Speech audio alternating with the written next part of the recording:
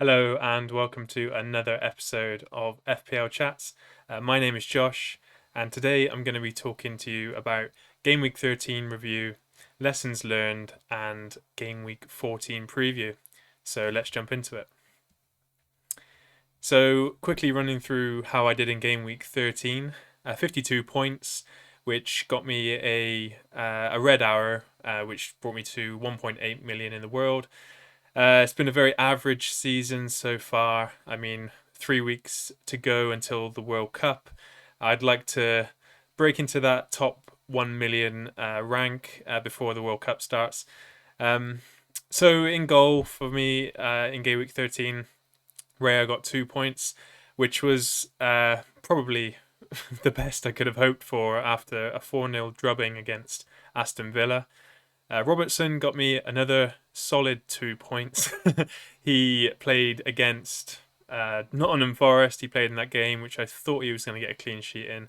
Of course, they lost 1-0 to Nottingham Forest. Cancelo, another 2-pointer, who, yeah, my whole defence didn't get me anything this game week. But that was the same for a lot of people. A lot of people with Cancelo, a lot of people with Trippier. Again, 2 points.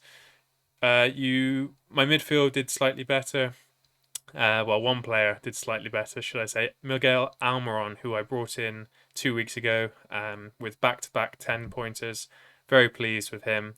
Other than that, my one transfer who I brought in last week was Saka. He didn't score. Away to Southampton, I was expecting something from him or Arsenal, but they failed to deliver. And finally, up top, Haaland was my only player who scored anything significant other than Almiron. But most people have Haaland, so hence my game week rank dropped down just about 0.3 million.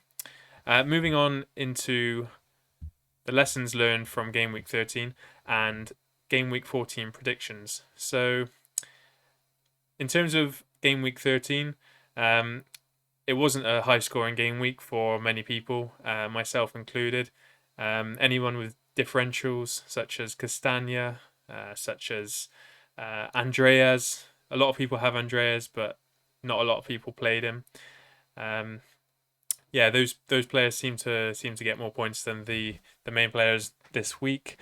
In terms of game week 13 lessons, I would say we had a round of midweek games again, which we're getting a lot of during this congested period. The midweek games were European football for a lot of the big teams, so yeah, you had all of the big six playing, and there were some mixed results, you'd have to say. So anybody who watched the Spurs game, they were dreadful in the first half, and then in the second half they were much better. Sporting were sitting back and they were kind of playing a counter-attacking game, but Spurs always looked like they were going to score, and they did. And then they nearly nicked the winner at the end, and they were a bit unlucky with a VAR decision against them.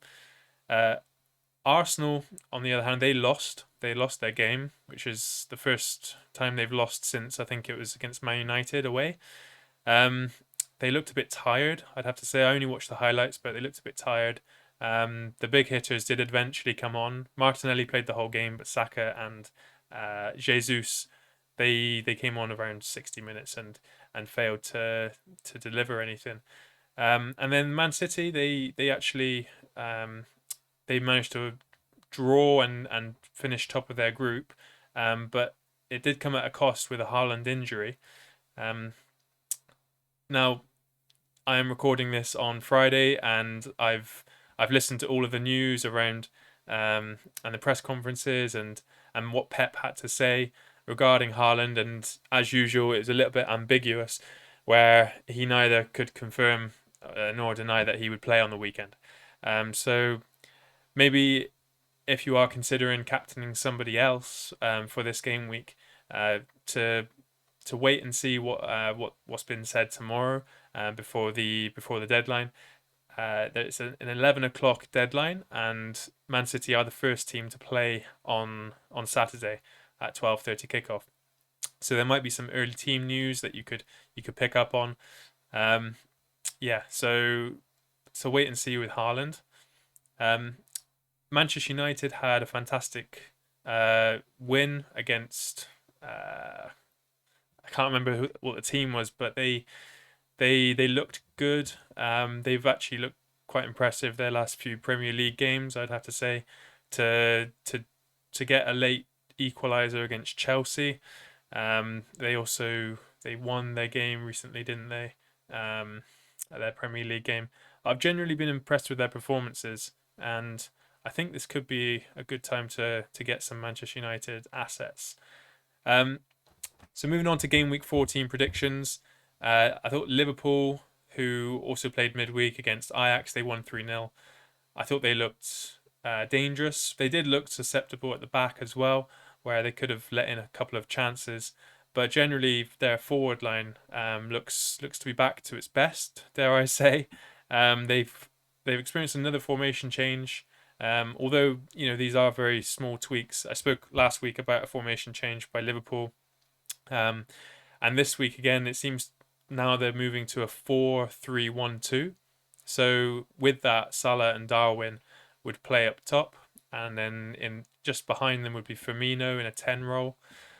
So that would be promising for anybody who owns Salah or Darwin in this Leeds game coming up. And I have a real strong feeling that Liverpool, with the late kickoff on Saturday, it's a 7:30 evening game. You could almost think of it as like a Champions League night for Liverpool. It could have that feel about it, especially against Leeds, who will be bringing their support. And I just see a Liverpool win here, and a big one. Unless Leeds really change something drastically before that Liverpool game, and they prepare in a good way. I can only see goals for Liverpool. I don't actually own any Liverpool attackers in my team at the moment, and that's scary for me. So yeah, if I were you and you've got Liverpool attackers, I'd definitely be keeping them. I would even consider be captaining them. As I said, Manchester United do look good. They just look more like a team, really, more balanced. I'd say defensively solid, and they're starting to get goals, and they can get goals from multiple players.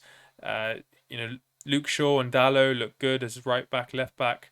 I think that Rashford starting up top, although he's missed some easy chances, he's still getting those chances. So you've got to consider him. Anthony, he's full of tricks and skills on the wing, puts a great cross in, can shoot from distance. Sancho's a little bit off form, but you've still got to back him as a United player to get something. And then Fernandes and Eriksen. Fernandes in particular has impressed me. I thought he was excellent in their win over Spurs. I think he got a goal in that game, and yeah, I just have a feeling that United are going to be a really tough team in the next few weeks. So some of their assets to consider. And finally, with the news of Haaland injury, will there be a Man City upset? Of course, they can get goals from anywhere really, like they've shown over the last few seasons. But it's that early kickoff. If you're as superstitious as I am, then I think that yeah, perhaps Leicester can cause a bit of an upset. Um, they're at home, and yeah, Man City. They I've heard kind of rumors there's a bit of a bug going round. Maybe Foden is a bit sick, and Cancelo and Haaland are both meant to have been suffering from a fever, according to Pep. So yeah, possible Man City upset. Not a lot of people will see it, but not a lot of people saw Nottingham Forest beating Liverpool last weekend. So yeah, maybe something to think about. Finally, moving on to my personal transfer plans for this game week. As my team stands, I think I'm going to roll the transfer. I've been very tempted into some possible transfers though, which I only have one free transfer. The possible transfers I was considering were for Darwin and Shaw to both come in, and for Tony and Robertson to come out, which I don't feel too comfortable selling Tony, but I really want Darwin. It's one of those. Another possible transfer I was considering was to get Salah in. I would need to sell Son then.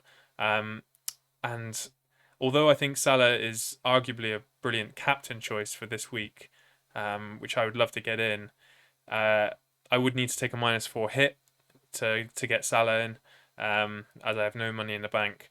But also Son has a couple of good fixtures, home fixtures against Liverpool and Leeds. You might not think Liverpool's a good home fixture, but I think that at home, Liverpool haven't been good defensively. Spurs at home, playing potentially a high line. Liverpool potentially playing a high line. Son could be the man to get in behind them, and then he's got Leeds, the final game of this season before the World Cup. So Son at home to Leeds, I see goals for him, although his form hasn't been the best. So it's a really tough call. I would like to get in Salah. I would then also be sacrificing Robertson for someone like Shaw. It's it's a tough call, like it is every week. But I think I'm going to be rolling the transfer. I'm going to brave it. I hope it doesn't come back to bite me, because I really do see big things for Liverpool in this Leeds match. But yeah, so that's my plans for the week, guys. I will be posting another video this evening, and that will all be about potential transfers for this game week. And yeah, I hope to see you guys soon. Thank you for tuning in, and I hope you guys have a great weekend. Big green arrows for us all. Take care, and bye bye.